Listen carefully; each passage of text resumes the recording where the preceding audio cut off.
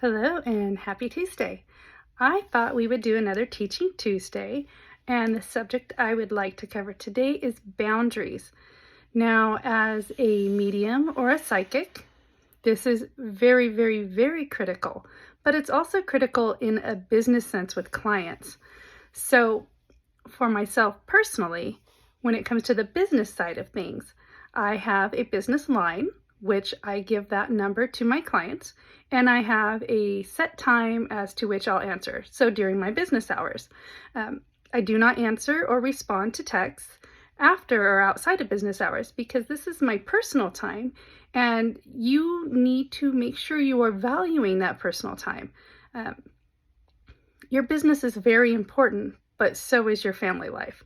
So for myself, my kids are always going to be my first priority, and I make sure I make that time for them, and I don't let my work interfere with that. When it comes to mediumship, it is very, very important to set boundaries with spirit as well. In the very beginning, when I first started out, I wasn't really aware of this, and I would have spirit trying to connect day, night, all at once, tons of them. It didn't matter. They just showed up whenever. But as I matured in my growth, I was very clear on setting my boundaries. And my master guide, we all have those, does help me kind of running block. But for me, and this is something I tell my students, you want to consider spirit like a neighbor, a clear neighbor, somebody you don't, not everybody sees, but they're there. So with your neighbor, you always would set your boundaries. You're not going to let your neighbor come in your bedroom, especially while you're sleeping. You are not going to let your neighbor come in to the bathroom when you're going to the bathroom or showering. You don't really want your neighbor wandering into your kids' rooms, so that's off limits. Things like that.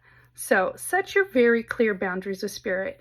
And 9 times out of 10, they do listen to that. They're just clear people. So think about it like that. They do listen. They do acknowledge.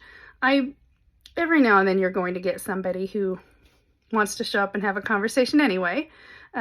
Reaffirm when that happens. These are your boundaries, and don't let them tread on that. For example, personal experience, during my working hours, I had a spirit come in and sit with me, and I just refused to acknowledge him. I knew he was there. I could feel him. I could hear him. I could see him, but I absolutely refused to acknowledge him.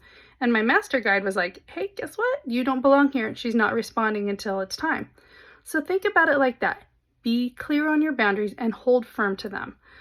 If you have any questions or any thoughts on this, please let me know, and I will be happy to answer. Have a great day.